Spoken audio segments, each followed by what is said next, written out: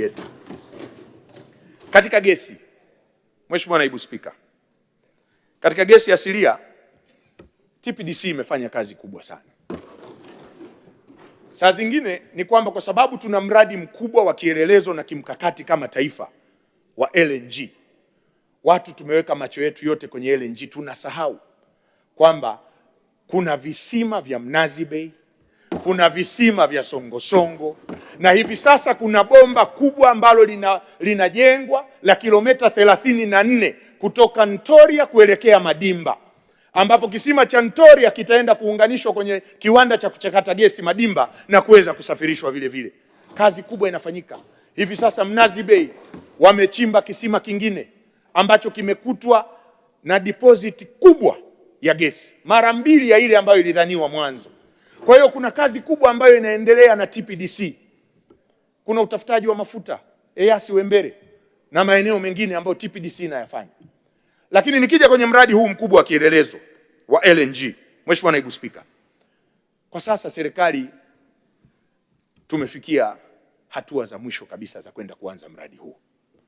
Na sisi ndani ya serikali ya Jamhuri ya Muungano wa Tanzania tumeshamaliza kila lile linalowezekana, na sasa ni jukumu la kampuni zile za kimataifa kuweza kuja mezani na kuweza kusaini mkataba ili kazi ianze ya kuweza kutoa gesi ile.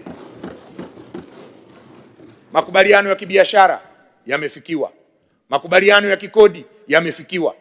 Sasa tupo kwenye makubaliano ya kisheria ambapo naipongeza ofisi ya AG Attorney General chini ya uongozi mahiri wa Hamza Johari, ambao imeshafikisha mkataba ule mbele ya wenzetu wale ili waweze kuupitia na waweze kuusaini. Na habari njema Mheshimiwa Naibu Spika, ni Jumatatu au Jumanne viongozi wakuu wa taasisi zile Equinor, Exxon na Shell watakuwa wamewasili hapa nchini kwa ajili ya hatua za mwisho za mradi huu wa LNG.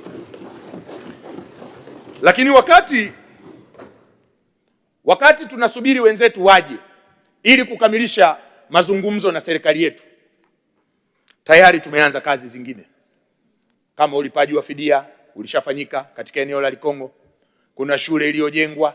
Hii ni kwa kushirikiana na hawa wenzetu wa Exxon, Equinor, Shell, wote tayari kuna kazi ambazo zimeanza. Na hivi sasa tumewataka TPDC kuweza kwenda mkoani Lindi kuweza kutoa elimu juu ya fursa ambazo zitapatikana kuwepo na mradi huu wa LNG. Lakini sio tu Lindi, tumewataka Pura kuweza kujengea uwezo taasisi za Kitanzania za wazawa ili mradi huu utakapoanza waweze kushiriki katika local content, katika kusupply vitu mbalimbali katika mradi ule, na tayari kazi hiyo Pura wamekwisha ianza. Mheshimiwa Naibu Spika, kuna mengi ambayo tunaenda kuyafanya na kuyatekeleza kama Wizara ya Nishati chini ya maelekezo ya Daktari Samia Suluhu Hassan. Mheshimiwa Naibu Spika, nimalizie kwa kutoa shukrani zangu za dhati kabisa kwa Mheshimiwa Spika Musa Azzan Zungu, mbunge wa Ilala, wewe Mheshimiwa Naibu Spika, mbunge wa Babati Vijijini, na ninafahamu una vitongoji vyako kama 7 hivi ambavyo na venyewe vinaonekana kama viko mjini lakini viko kijijini. Mheshimiwa Naibu Spika, na yenyewe katika yale maelekezo tunaenda kufanyia kazi, lakini nikushukuru sana na wewe Mheshimiwa Naibu Spika.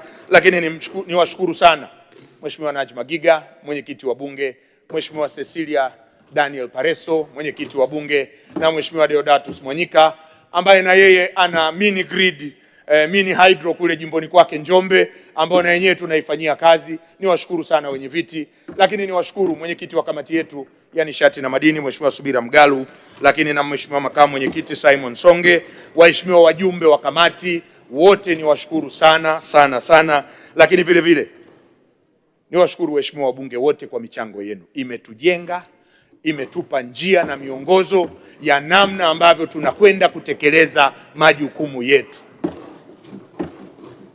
Pongezi zilizokuwa zinatoka hapa kwa Wizara ya Nishati, nilikuwa namwambia Mheshimiwa Naibu Waziri wangu kwamba pongezi hizi ni deni, kwa maana leo tumepongezwa.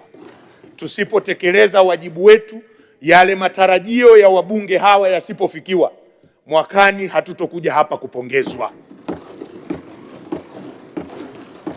Kwa hiyo ni waahidi, pongezi mlizokuwa mnazitoa tunachukulia kama mzigo ambao tunaenda kufanya kazi ili mwakani tukirudi hapa basi pongezi hizi ziweze kuzidi.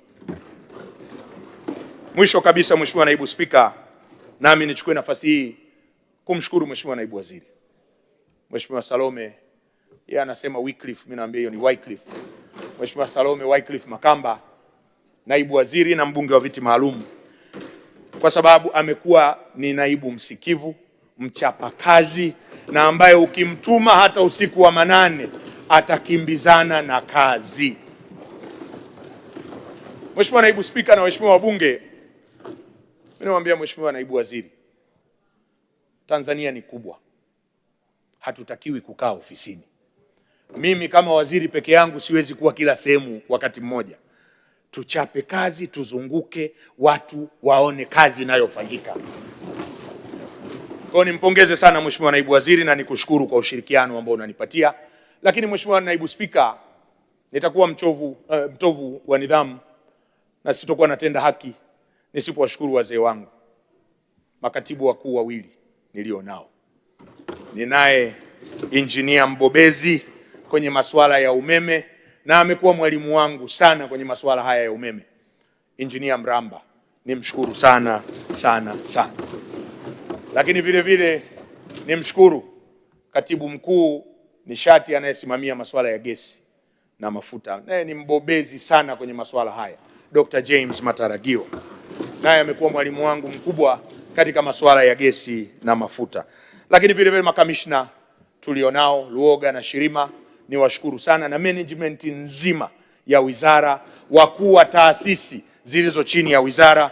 Nimezisikia pongezi hapa za taasisi, kwa maana na lenyewe hizi pongezi zenyewe ni deni kubwa kwa wakurugenzi wa taasisi zetu kuweza kwenda kufanya kazi usiku na mchana. Mheshimiwa Naibu Spika, baada ya kusema hayo na kutoa ufafanuzi wa baadhi ya hoja zilizotolewa na waheshimiwa wabunge mbele ya bunge lako tukufu, naomba sasa kutoa hoja. Asante sana Mheshimiwa mtu wa hoja. Mheshimiwa Waziri, tunashukuru hoja imetolewa na imeungwa mkono.